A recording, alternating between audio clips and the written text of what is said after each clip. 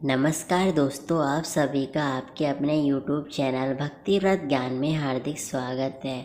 दोस्तों, आज के इस वीडियो में हम गणेश जी को दुर्वा क्यों अर्पित करते हैं, इसके पीछे की कहानी और दुर्वा अर्पित करते समय किन बातों का ध्यान रखें, इसके बारे में बात करेंगे। पहले हम जान लेते हैं गणेश जी की कहानी। विघ्नहर्ता सुखकर्ता देवश्री गणेशाय की महिमा सबसे बड़ी मानी जाती है। किसी भी धार्मिक कार्य पूजा पाठ से सबसे पहले पूजे जाने वाले बुद्धि के देवता श्री गणेश जी की कृपा सबसे प्रमुख मानी जाती है। जिसकी कृपा गणेश जी पर हो जाती है वह सभी सुखों का स्वामी हो जाता है। श्री गणेश जी को क्यों इतनी प्रिय है दुर्वा, इसके पीछे क्या कहानी है, क्यों 21 गांठों की दुर्वा गणेश जी को चढ़ाई जाती है, जानते हैं इस कहानी में। 21 गांठों की दुर्वा को एक साथ इकट्ठी करके एक गांठ बनाई जाती है तथा कुल 21 गांठें गणेश जी के मस्तक पर चढ़ाई जाती है। इस प्रकार गणेश जी की पूजा करने से गणेश जी तुरंत प्रसन्न हो जाते हैं। यदि आप लगातार 21 दिन तक ऐसा करते हैं तो भगवान गणेश जी आपको मनचाहा वरदान भी दे सकते हैं।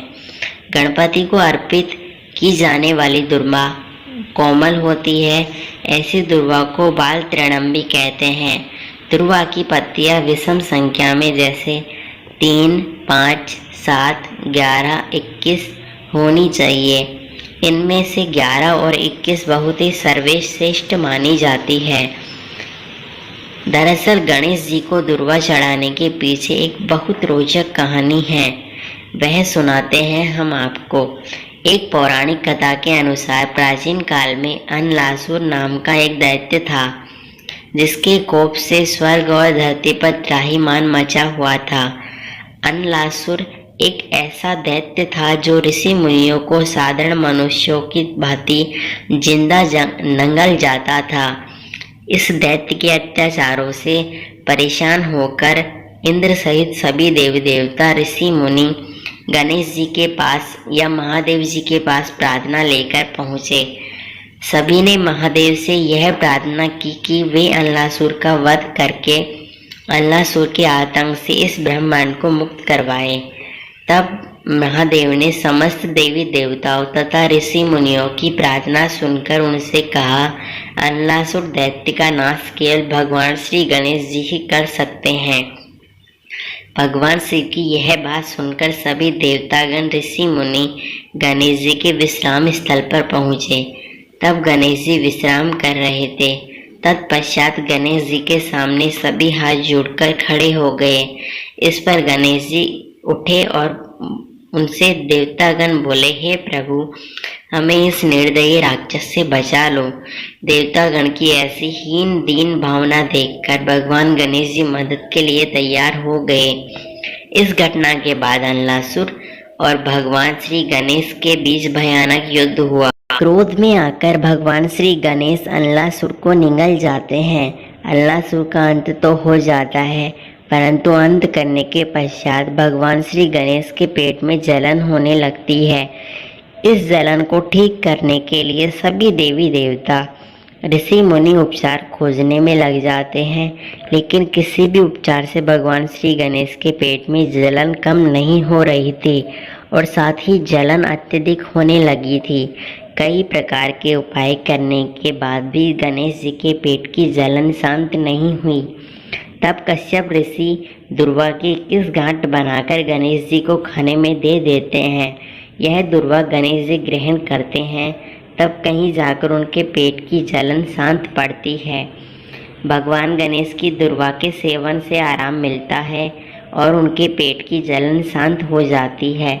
इससे खुश होकर गणेश जी कहते हैं, आज के बाद कोई भी मुझे दुर्वा चढ़ाएगा, मैं उसकी संपूर्ण मनोकामनाएं पूर्ण करूंगा। अब जान लेते हैं गणेश जी को दुर्वा चढ़ाने का सही समय। प्रातःकाल स्नान के बाद 21 जोड़े दुर्वा लेकर उनमें गांठ लगाकर भगवान श्री गणेश जी को समर्पित करनी चाहिए। गणेश जी को तुलसी छोड़कर सब चढ़ा सकते हैं, परंतु गणेश जी को दुर्वा अत्यधिक प्रिय है तो उन्हें गणेश जी को सफ़ेद या हरी दुर्वा चढ़ानी चाहिए। अतः जब भी पूजा करें भगवान गणेश के लिए विशेष रूप से घास रखकर पूजा करें। यह दुर्वा उनके सिर पर रखे, कभी चरणों में समर्पित ना करें। दुर्वा को रखते समय एक मंत्र बोले और दुर्वा में 11 से 21 संख्या में दुर्वा लें। इससे ज़्यादा दुर्वा या इससे कम दुर्वा ना लें। इस मंत्र के साथ एक मंत्र बोले। गणेश जी के दुर्वा चढ़ाने से जीवन में सभी समस्याओं से मुक्ति मिलती है। साथ ही गणेश जी अपने भक्तों पर प्रसन्न होते हैं, उन्हें खुशी जीवन संपन्नता का आशीर्वाद भी देते हैं। गणेश जी पर तुलसी नहीं चढ़ाई जाती, यह भी जान लेते हैं। कार्तिक महात्म्य में कहा गया है कि गणेश जी तुलसी पत्र दुर्गा नैव दुर्गाया, अर्थात गणेश जी तुलसी पत्र दुर्गा जी की दुर्वा से पूजन नहीं करनी चाहिए। भगवान गणेश को गुड़हल का लाल फूल विशेष रूप से प्रिय है। इसके अलावा चांदनी, चमेली, पारिजात के पुष्प भी माला बनाकर आप चढ़ा सकते हैं। गणपति का वर्ण लाल है, उनकी पूजा में लाल वस्त्र, लाल फूल व रक्त चंदन का प्रयोग करें। वह उनको भोजन में पीले बेसन के लड्डू अवश्य लाएं, क्योंकि गणेश चतुर्थी नज़दीक ही आ रही हैं, तो ये सभी काम करना ना भूलें। साथ ही हमारे द्वारा दी गई जानकारी आपको पसंद आई हो तो वीडियो को लाइक और चैनल को सब्सक्राइब अवश्य करें।